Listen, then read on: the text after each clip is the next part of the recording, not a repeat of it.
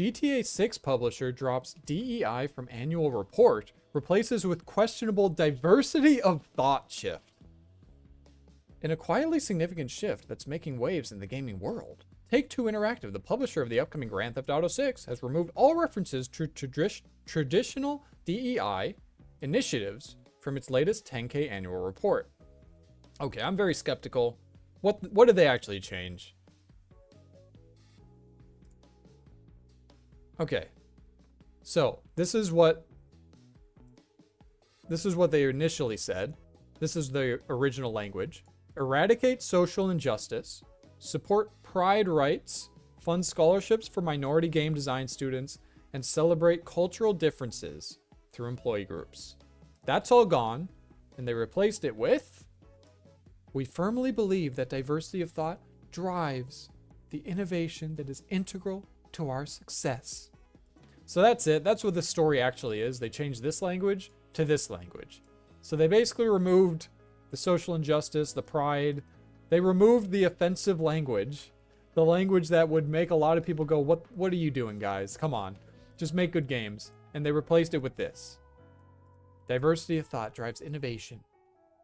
Let's be honest, nothing's changing. They just changed a little language to try to cover up a little bit from criticism. But they're not going to change their hiring practices. The culture's not going to change. Nothing's going to change. Let's be honest. So this whole article is kind of a nothing burger. But let's see. What else do they have to say? I want to see like some quotes from the guys who actually made this change. What do they have to say about this? Yeah, we know what diversity of thought is, at least in theory. So let's see. Daniel Aupong, founder of the Courage Collective, is one of those people. Okay. So what does he have to say? While organizational cultures are largely homogenous, they'll often cite diversity of thought as a means to indicate some element of distinctiveness. If diversity of thought is deemed necessary and acceptable, then diversity of identities should be an imperative as well.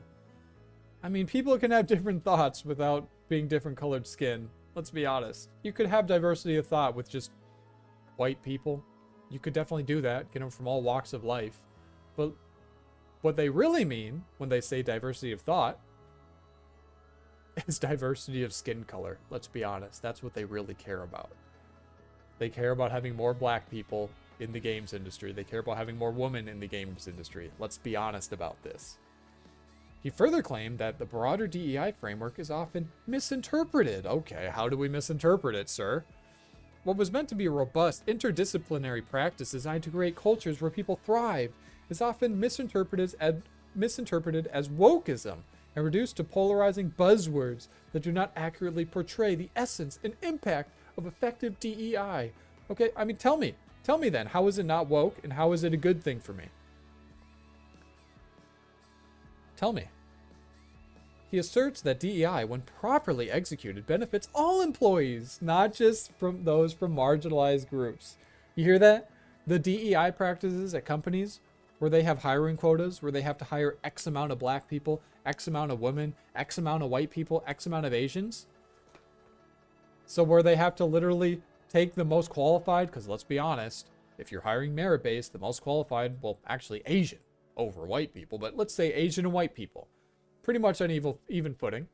And let's be honest, black people lag a little bit behind. So what that means is that when you're hiring someone and you have these DEI practices in place, you have to sacrifice merit for identity. You have to take the most qualified resume, throw it in the trash, because that's not a black person on that resume. We need a black person. So they find the most qualified black person, even though there was a more qualified Asian person. That's what DEI is. So tell me, how is that good for everyone? How is that good for people that aren't marginalized? How is that good for the Asians and the white people who are just trying to get a job? It's not. It's only detrimental to them. So you're just lying. One of the biggest misnomers about DEI is the notion that it only benefits people from historically marginalized groups. The truth is, when implemented effectively, DEI benefits everyone. You hear that? It just needs to be implemented effectively, white man, Asian man, who just graduated from college with a bachelor's degree and is trying to get a job. but instead they chose the less qualified black woman over you. It's actually good for you that those practices were in place, according to this guy. Jesus. This is why it's woke. This is why people hate DEI now. This is why it's become poison. You understand? Yeah, critics have pointed out that this claim often lacks broad-based evidence. Well, yeah, there is no evidence for this because he's just spewing out bullshit.